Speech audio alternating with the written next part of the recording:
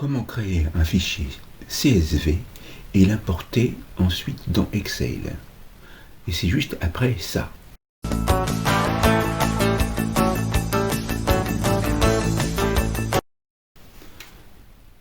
Donc, un fichier CSV, c'est un fichier qui va être séparé par des virgules avec un parsing bien précis, c'est-à-dire avec des données qui seront séparées par un délimiteur, qui peuvent être donc des noms, des prénoms, des dates, etc. Et il faut que ceci soit très bien fait. Je vais vous faire un court exemple ici. Donc là, j'ai ouvert bloc-notes gratuit et on va marquer déjà les en-têtes. Donc prénom,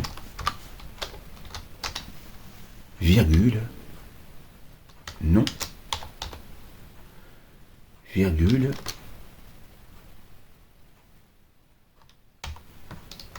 métier ou activité,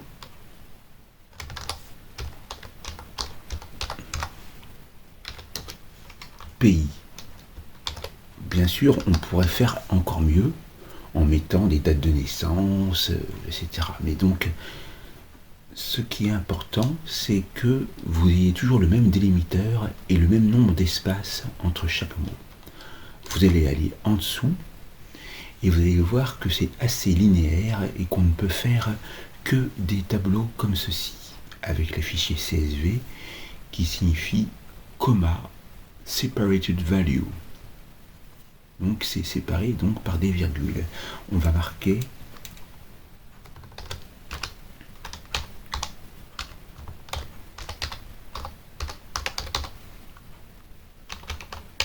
donc quelques prénoms suivi d'un nom.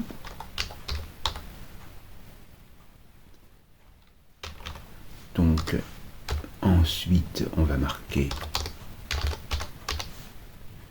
l'activité et on va marquer le pays. On va marquer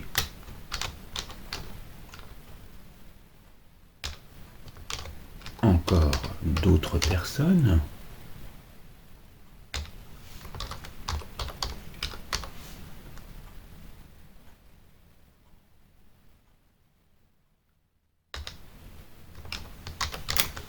On va marquer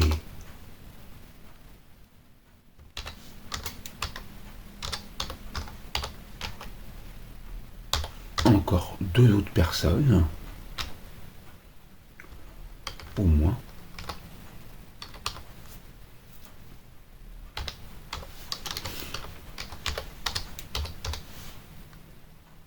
Alors là, je ne me rappelle plus si elle était allemande, enfin peu importe, on va marquer Allemagne. Après, c'est pas grave, c'est juste pour l'exemple. Et on va marquer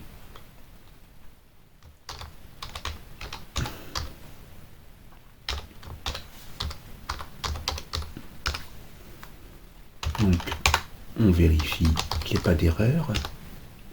On vérifie que bien sûr les virgules soient toujours mises, parce que si vous mettez un point virgule à la place de la virgule, ça ne va pas fonctionner.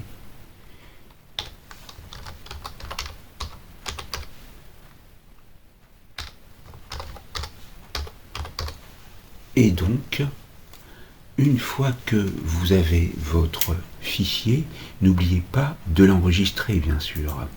Donc, on va faire enregistrer sous. On va l'appeler, on va le mettre sur le bureau pour le retrouver facilement. On va l'appeler donc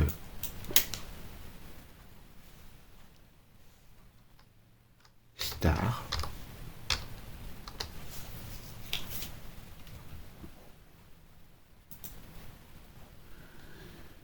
Et voilà, donc on aurait pu mettre encore d'autres en-têtes.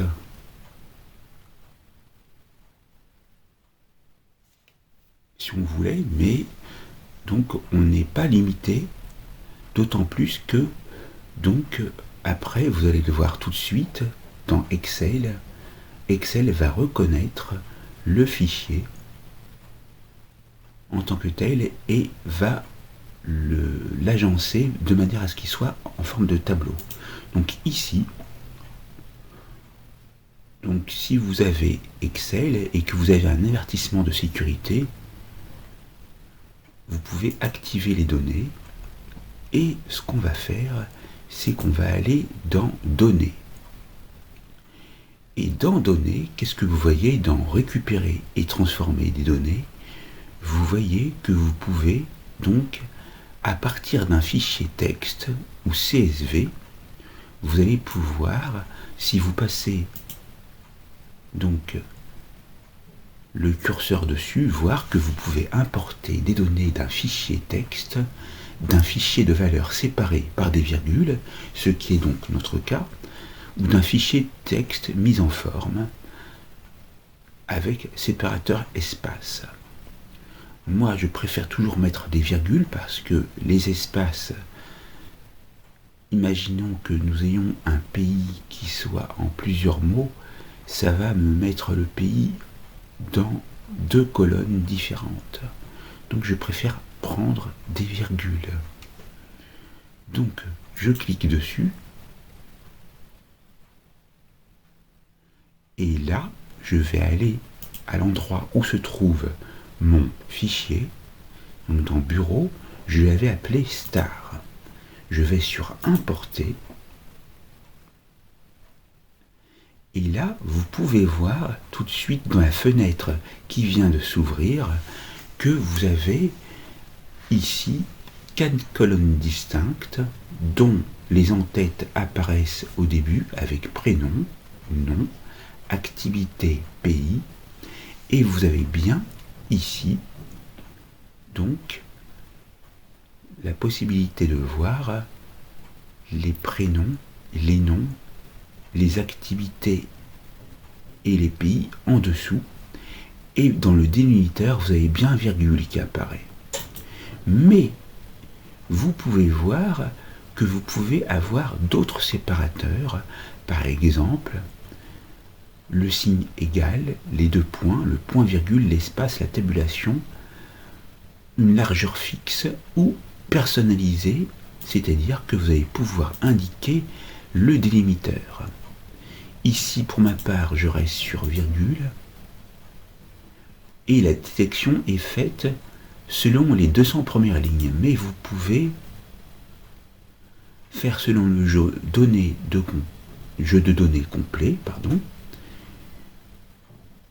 et vous pouvez choisir de ne pas détecter le type de données, mais je vous conseille de choisir l'un des deux. Donc on va se mettre selon les 200 premières lignes, puisque ici, en fait, on n'a que 4 lignes après les en-têtes de colonne. Donc une fois qu'on est bien avec ces spécificités-là, il ne vous reste plus qu'à charger.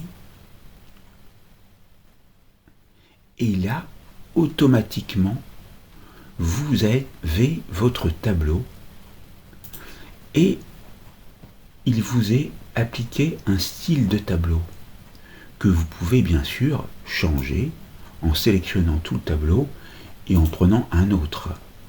Et vous n'êtes pas limité à ceux qui sont actuellement visibles. Vous en avez d'autres, par exemple celui-ci. Et là, avec le tableau, vous allez pouvoir trier de A à Z. Et là, vous avez donc ici un problème puisque vous avez vos en-têtes de colonne. Donc c'est pas ce qu'on veut. On va revenir en arrière et on va donc ici faire CTRL X, CTRL V, CTRL X pour couper, CTRL V, CTRL X, CTRL V et CTRL X, CTRL V. On va donc, si on le souhaite, supprimer la ligne, ici, supprimer, et on va recommencer maintenant en triant de A à Z les prénoms, mais ce qui nous intéresse, c'est trier de A à Z plutôt. Donc on va revenir en arrière, les noms.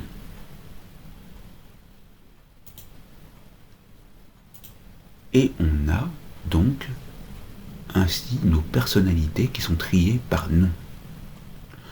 On aurait pu opérer un autre tri, c'est par pays.